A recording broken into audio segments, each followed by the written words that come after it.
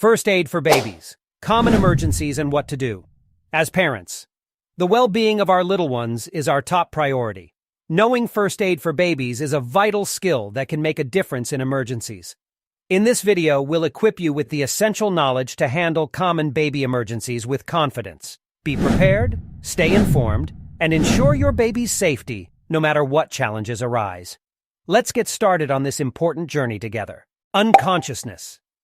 If your baby is unconscious, but you do not know what happened, you should first assess the scene for the baby's safety. If the location is safe, try to rouse your baby. Yell their name and stroke or tap the bottom of their feet. While doing this, assess whether they are breathing, if they are bleeding, or if there is some other apparent life-threatening condition. Do not spend more than 10 seconds trying to get their attention and assessing them. If your baby does not respond, call 911 and get equipment and help if available. Place the baby on its back on a flat, firm surface like the floor. Begin compressions at a rate of 120 beats per minute. You can wrap your hands around the infant's chest, using your thumbs or 2 fingers parallel to the chest for infant compressions. Your compression should be about 1.5 inches deep and allow full chest return after each compression. For older children, you can use the heel of one or both hands for compressions and should go closer to 2 inches in depth. Count your compressions aloud, and when you have reached 30 compressions, give 2 breaths.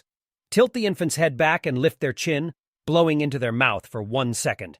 Make sure that your breaths are causing the baby's chest to rise. After 2 breaths, return to compressions.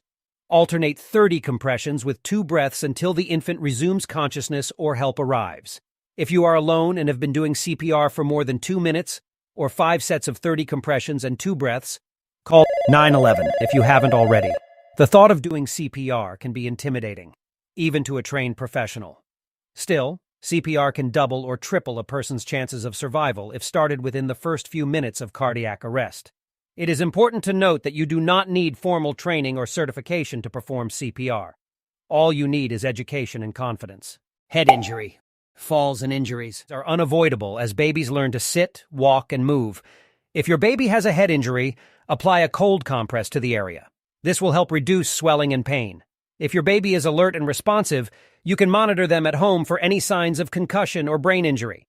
These signs include loss of consciousness, vomiting, seizures, drowsiness, confusion, irritability, unequal pupil size, weakness in arms or legs, difficulty breathing.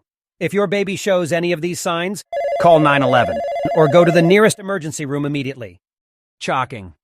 Choking is a common cause of injury and death in babies. Babies can choke on food, toys, or other objects that they put in their mouths.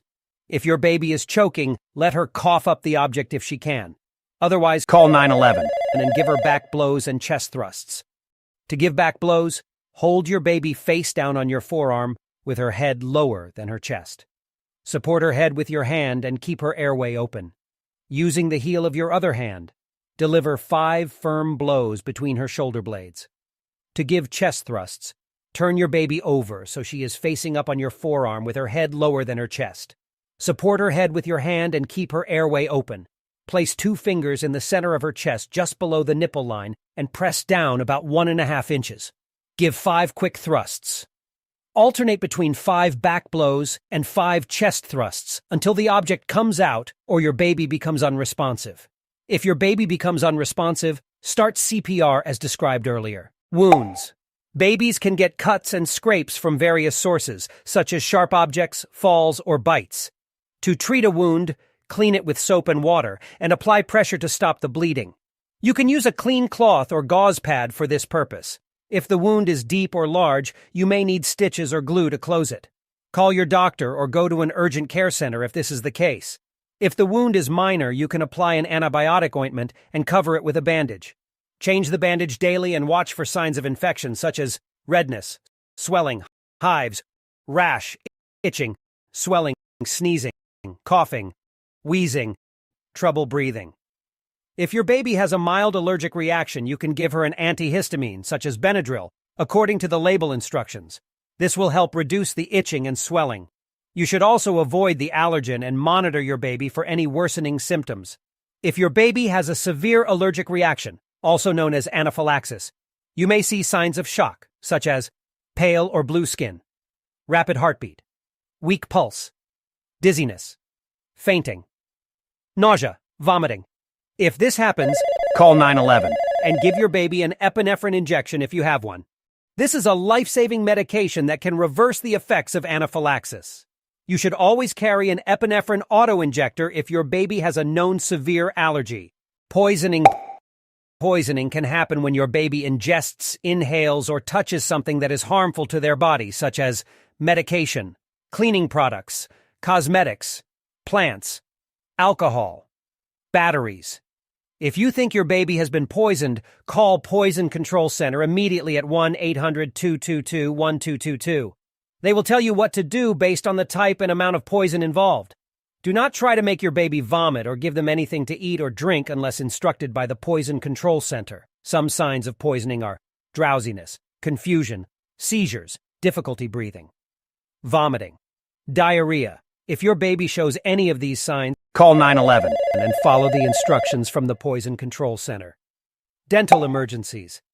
Dental emergencies can happen when your baby injures their teeth or gums from falls, bites, or other accidents. Some common dental emergencies are knocked out tooth. If your baby loses a tooth, try to find it and rinse it gently with water. Do not touch the root of the tooth. Place it in a container of milk or saliva and take it to the dentist as soon as possible. The dentist may be able to reattach it if you act quickly. Broken tooth. If your baby breaks a tooth, rinse their mouth with water and apply a cold compress to their cheek to reduce swelling and pain. Collect any fragments of the tooth and take them to the dentist as soon as possible.